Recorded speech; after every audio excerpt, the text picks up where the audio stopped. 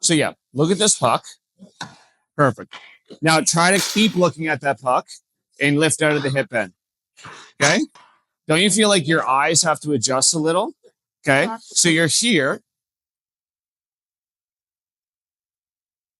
And now I'm here. Now my eyes need to adjust for that height change.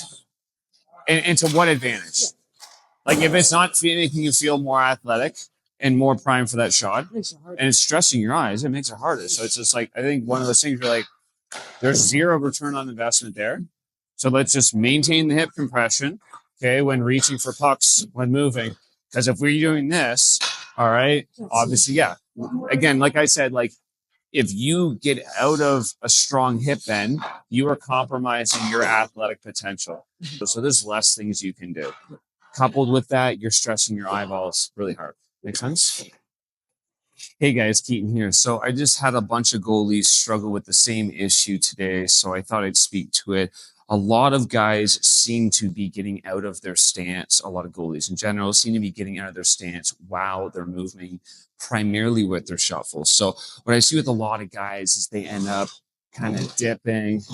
And it's obviously fairly tough to be making a save when you're literally almost riding a roller coaster per se with your body. So what I usually suggest, or even get kids to think about, is why are you in a strong athletic stance to then move out of that strong athletic stance to do athletic things? It makes no sense logistically that we would get into a strong stance and then lift out of it to move.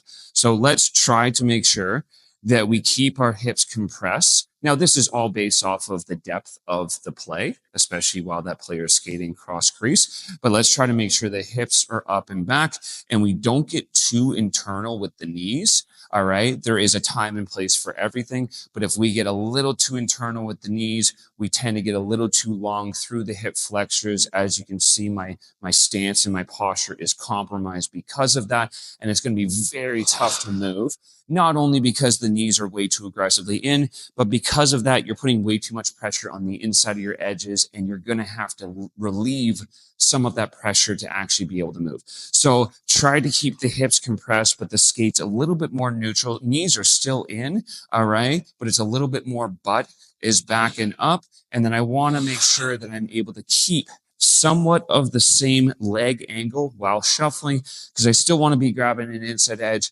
just not too much. But I want to make sure that my hands and my shoulders can stay level through my shuffles. If I end up getting the knees too low, what I see with a lot of players is they have to jack up the knees and flare them too high to move. Again, you're compromising your ready state because of that, and you will tend to lift up with the upper body. It's going to be tough to react, especially the way I promote it with head, hands moving first. It's going to be tough to do that. If you're lifting, you're kind of jolting out of a strong stance, and routes are tough. So hope that makes sense, guys. Keep that flex and ready stance. Don't go too internal, and try to make sure you're maintaining that athletic build the entire way through your movements. Hope that makes sense.